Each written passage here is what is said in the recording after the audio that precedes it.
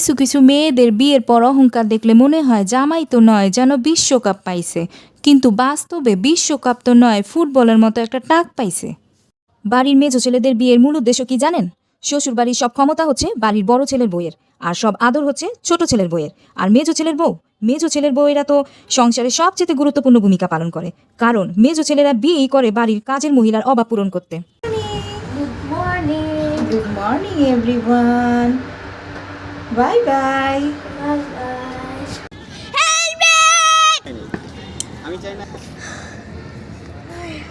আসসালামু আলাইকুম। নিজেকে ভালো রাখার দায়িত্ব নিজেকেই নিতে হবে, কারণ আমরা অনেক সময় আমাদের পড়াশোনা, আমাদের টাকা পয়সা, আমাদের না পাওয়া, অনেক সময় প্রেমে ছ্যাঁকা খাওয়া সব কিছু মিলিয়ে আমরা হতাশাগ্রস্ত হয়ে পড়ি। চিন্তা করি আর হয়তো এই জায়গা থেকে আমরা এগিয়ে যেতে পারবো না। কিন্তু না, আমাদের এই চিন্তাধারাটা অবশ্যই আমাদের মন থেকে দূর করতে হবে। আর সবসময় চিন্তা করতে হবে যে আমরা পারবো। আমাদের আত্মবিশ্বাসটা সবচেয়ে বেশি এই সময়ে দরকার। আত্মবিশ্বাস থাকলে মানুষ যে কোনো জায়গা থেকেই উতরিয়ে যেতে পারে, অর্থাৎ তার উত্থান থাকবে, পতন থাকবে, এটা মেনে নিতে হবে। এটা যেমন সময়ের সাথে পরিবর্তিত হবে, সময় যেমন পরিবর্তিত হয়, ঠিক লাইফের গতিটাও পরিবর্তিত হয়। যখন আমরা রেজাল্ট খারাপ করি তখন কিন্তু আমাদের ওই জায়গা থেকে থেমে থাকলে হবে না, চিন্তা করতে হবে এই থেমে যাওয়া জায়গা থেকে কিভাবে আমরা সামনে এগিয়ে যাব। জীবনে ভালো থাকার মূল মন্ত্রটাই হচ্ছে সাহস, ধৈর্য আর হচ্ছে আত্মবিশ্বাস। এই তিনটা জিনিস যদি থাকে একটা মানুষের মধ্যে, সে অবশ্যই যে কোনো জায়গা থেকে সে তার অবস্থান পরিবর্তন করতেই পারবে।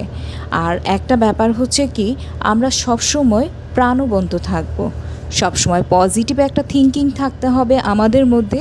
যদি কোনো নেগেটিভ থিঙ্কিং আমাদের মধ্যে চলেই আসে, কিংবা নেগেটিভ কোনো জিনিস আমাদের লাইফে আসতেই পারে, নর্মাল ব্যাপার, কারণ আমাদের লাইফটা সবসময় চিন্তা করতে হবে। এই লাইফে উত্থান থাকবে, পতন থাকবে, সব কিছু মিলিয়েই কিন্তু আমাদের এই লাইফটা। মনে রাখতে হবে সময় কারো জন্য বসে থাকে না, সময় স্রোতের গতিতে চলমান।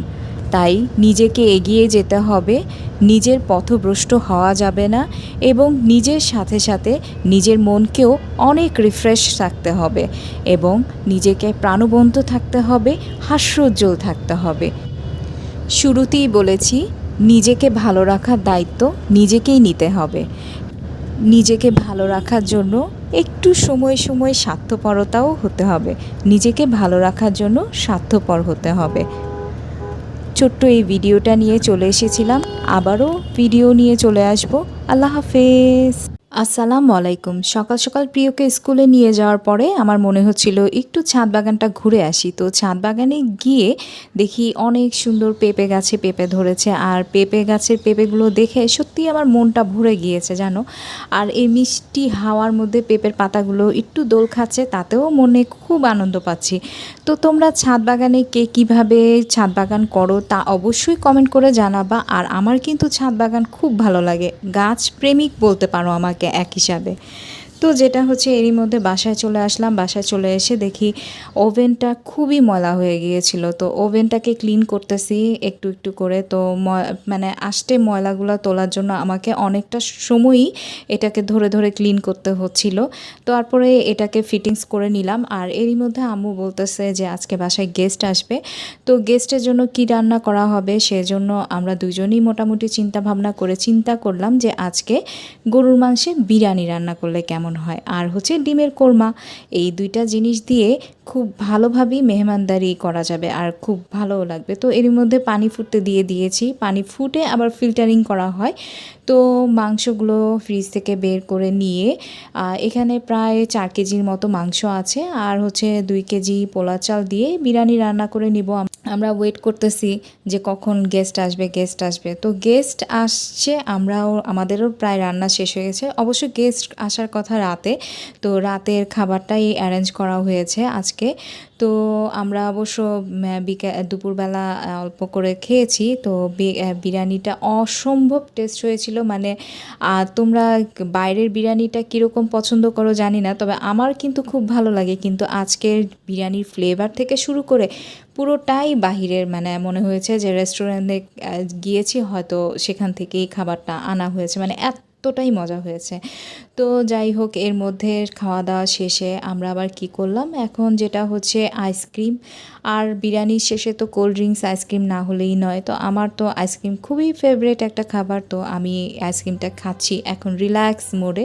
মেহমানদারি শেষ, মেহমানরা চলে গিয়েছে, এখন আমি রিল্যাক্স মোডে আইসক্রিম খাচ্ছি। ছোট্ট এই ভিডিওটা নিয়ে তোমাদের সাথে শেয়ার করলাম। ভিডিওটি ভালো লাগলে অবশ্যই শেয়ার দিয়ে অন্য সবাইকে দেখার সুযোগ করে দিও প্লিজ। আল্লাহ হাফেজ। প্রিয়, এগুলো কি? হ্যাঁ,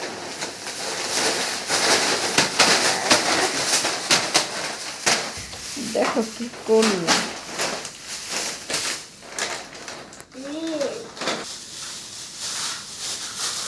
কি করতেছে এই দুষ্ট? এগুলা কি তোমার? হ্যাঁ, চিপস। কে আনলো এগুলা? হ্যাঁ, দাদা ভাই, আপনিরা? হ্যাঁ, এগুলো এত এত চিপস। কয়টা চিপস রে বাবা? দেখান তো।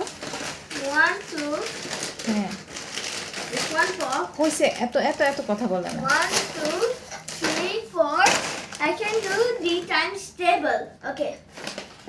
Okay 2 4 6 8 10 11 আর পেটের মধ্যে কয়টা আছে? তোমার থামিতে কয়টা আছে? 3. থামিতে 3। এই এতগুলা চিপস তোমার? Let me count. হ্যাঁ, It had like 49 and 3. 3। O my god, তাহলে তো অনেকগুলা থামির মধ্যে আছে। আর ক্যান্ডি, ক্যান্ডিও তো অনেকগুলা খেয়েছো দেখি। এই ক্যান্ডিগুলো সব তোমার জন্য নিয়ে আসলো? 1 Baba. 2 4 6 8 এতগুলা ক্যান্ডি? 10 12 হ্যাঁ, 12 দেখি। বাবা, কতগুলা candy! Okay, 14. Oh my And god. this one is all combined equal to 11. And Okay. 11 plus. আচ্ছা, চিপসগুলো দেখাও। আবার চিপসগুলো 11 এখানে রাখো, সামনে এই চিপসগুলো দেন। তারপরে Oh, forgot one. I have not eat 12. Oh my god, কতগুলা!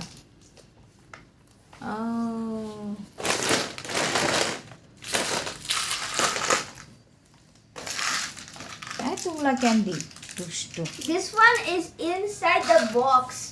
ওকে, This candy is actually a lot, and this candy is inside one box. This one. One box? This one. Oh my God, অনেকগুলা। TikToks. TikTok, wow. And this one name is KitKats. KitKat, Dairy Milk. Dairy Milk, Okay, this one name lollipop. the lollipop. Hmm, Okay. এতগুলো chips আপনি একা একা খাবেন? হুম, দুষ্টু। Okay, this one fruity fruit. Frooti. And আচ্ছা, এবার বলে দাও। tasty হইছে, হইছে, আর দেখাতে হবে না। and এসে bye also by.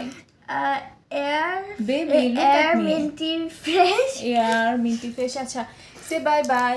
And bye look bye. At me. Bye bye. And also we have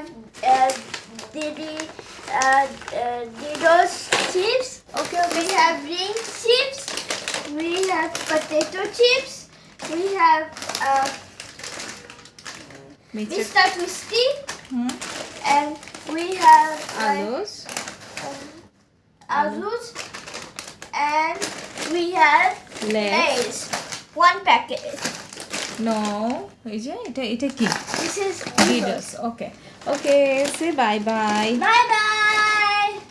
আসসালামু আলাইকুম। কিছুদিন আগেই অনলাইন থেকে 2টা পুতুল আমি নেই।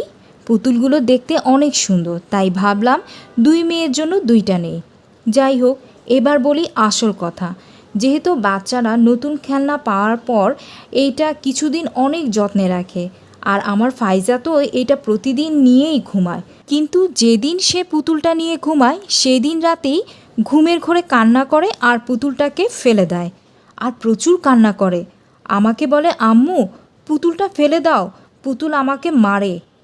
আমি তো ভেবেছি ছোট মানুষ, তাই হয়তো ভুলভাল বলতেছে, স্বপ্নে কিছু একটা দেখেছে। কিন্তু কাল রাতের ঘটনা বলি, আর আজকের যা দেখেছি সেটা তোমাদের সাথে একটু শেয়ার করি। সত্যি বলছি, অবাক করার মতো, রীতিমতো অবাক হচ্ছি আমি। কাল রাতেও ঘুম ভেঙে কান্না করছিল আর বলছিল, মা তুমি আর পুতুল কিনে এনো না, আমি আর পুতুল নিব না, পুতুলটা আমাকে খামচি দেয়। আজ গোসল করানোর সময় আমি যা দেখলাম, ফাইজার পিঠে এই রকম খামচির দাগ। আর ওকে জিজ্ঞাসা করলাম, বলল, মা আমি তো তোমাকে বলেছি পুতুলটা আমাকে অনেক খামচি দেয়। তাহলে কি আমার মেয়ে সত্যিই বলছে? না, এটা কি সত্যি? তোমরা কি বলতে পারো এটা কি? সত্যি কথা বলতে কি, আমাদের ইসলামেও নিয়ম আছে যে পুতুল তৈরি করা কিংবা পুতুল দিয়ে খেলা করা এগুলো ঠিক না। কারণ পুতুল মানুষের মতো আমরা কিন্তু পুতুলের জীবন দিতে পারি না। আল্লাহ তাআলা আমাদের যেমন তৈরি করে জীবন দিয়েছে, কিন্তু আমরা কিন্তু পুতুলকে তৈরি করে জীবন দিতে পারি না। তাই পুতুল দিয়ে খেলা আসলে ঠিক না। ছোট্ট এই ভিডিও নিয়ে চলে, ভিডিওটি ভালো লাগলে অবশ্যই লাইক কমেন্ট করে আমার পাশে থেকো। আল্লাহ হাফেজ।